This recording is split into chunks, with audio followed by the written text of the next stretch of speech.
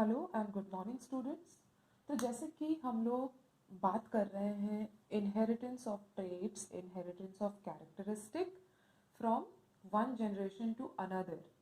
एक जनरेशन से दूसरे जनरेशन में कैसे ट्रेट्स, कैरेक्टरिस्टिक्स ये पास ऑन हो रहे हैं या होते हैं, किसके हेल्प से? मेंडेलियन एक्सपेरिमेंट्स के हेल्प से। मेंडल ने जो हमारे लिए ऑब्जर्वेशंस को रख छोड़ा, उसके बेसिस पर उन्होंने जो थ्योरीज, जो प्रिंसिपल्स थी, उनके बेसिस पर हम इसको समझने की कोशिश कर रहे हैं।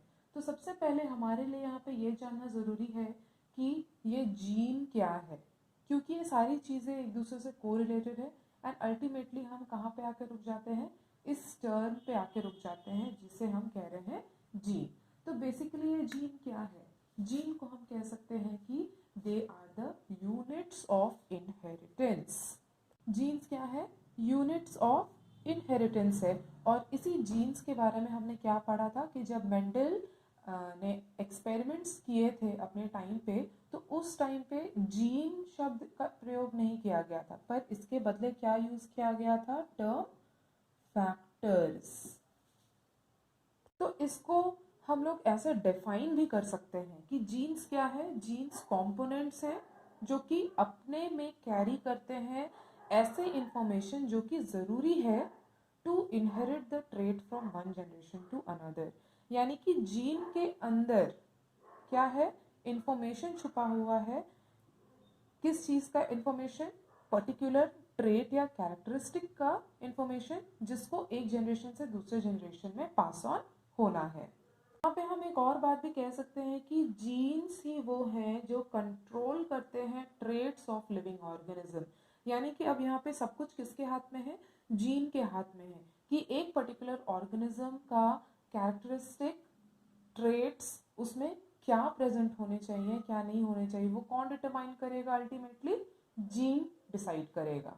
जैसा कि हम कह रहे हैं कि जीन कंट्रोल करेगा एक पर्टिकुलर इंडिविजुअल में क्या ट्रेट्स होने चाहिए या क्या कैरेक्टरिस्टिक होने चाहिए, तो यहाँ पर एक सवाल आता है कि कैसे जीन कंट्रोल करेगा ट्रेट्स को एक पर्टिकुलर लिविंग ऑर्गेनिजम्स में होने के लिए।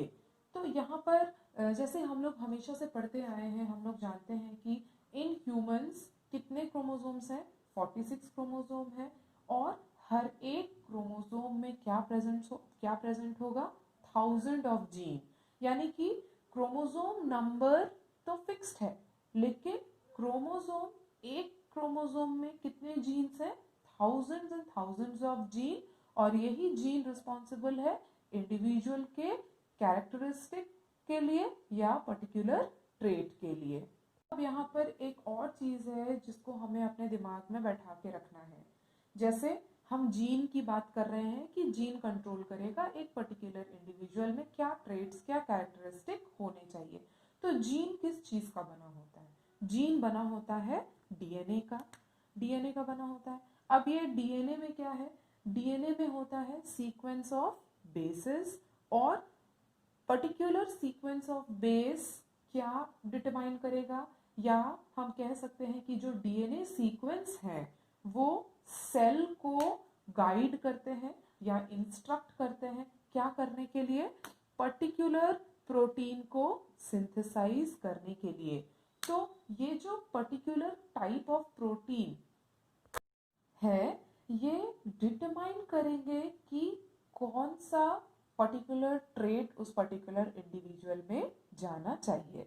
अगर हम डीएनए के डबल हेलिकल स्ट्रक्चर को देखेंगे, तो डबल हेलिकल स्ट्रक्चर में हम लोग क्या पाते हैं? हम लोग बेसिस देख सकते हैं। तो बेसिस जैसे कि हमने क्या कहा कि वो प्रोटीन सिंथेसिस को इनिशिएट कराने में सेल को इंस्ट्रक्शन देंगे और एक पर्टिकुलर टाइप ऑफ प्रोटीन का सिंथेसिस होगा जो कि पर्टिकुलर ट्रेट को डिटरमाइन करेगा। तो डीएनए के पर्टिकुलर सेक्शन में, डीएनए में जो पर्टिकुलर सेक्शंस होंगे, ये पर्टिकुलर सेक्शंस डिटरमाइन करते हैं कि कौन सा पर्टिकुलर ट्रेट होना चाहिए।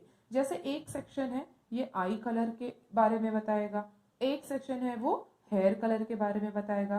तो जैसा कि हम ऑलरेडी ये जान चुके हैं कि जीन में क्या है, क्या प्रेजेंट है, क्रोमोसोम में क्या प्रेजेंट है? Thousands and thousands of gene present हैं। तो यही thousands and thousands of gene में जो डीएनए प्रेजेंट है, डीएनए के हर एक सेक्शन में अलग अलग कैरेक्टरिस्टिक या अलग अलग ट्रेट्स के बारे में इंफॉर्मेशन छुपा हुआ रहता है। अब हम लोग थोड़ा डिटेल में एलील्स के बारे में पढ़ते हैं। हमने पहले भी एलील टर्म को यूज़ किया है, लेकिन फिर भी एक बार हम इसको देख लेते हैं। तो बेसिकली एलील क्या है? Slightly different form of the same gene. तो एलील जैसा कि हम लोग जान रहे हैं कि सपोज टॉलनेस एंड ड्वार्फनेस, तो ये दोनों जो अल्फाबेट्स हमने यूज़ किए हैं ये क्या है? ये एलील्स हैं। दोनों ही क्या के बारे में बताते हैं? हाइट के बारे में बताते हैं, लेकिन एक टॉल है, एक ड्वार्फ है, एक पैटर्नल है, एक मैटरनल है। मतलब एक को एक को फादर की तरफ से आना है और एक को मदर की तरफ से आना है। यानी कि हम लोग क्या बोलेंगे कि ये पेयर में चलते हैं, और वन पेयर ऑफ एलील क्या बनाएगा? एक जीन बनाएगा। जैसा कि मैंने कहा, one comes from father and other comes from mother, और both allele will represent same type of gene। दोनों ही क्या के लिए होंगे? हाइट के लिए होंगे। और जैसा कि यहाँ पे देख सकते हैं कि they code for a pair of contrasting trait. तो यहाँ पे कॉन्ट्रास्ट हम लोग एग्जाम्पल में देख रहे हैं, एक कैपिटल टी है, एक स्मॉल टी है, एक टॉल के लिए है और एक ड्वार्फ के लिए है।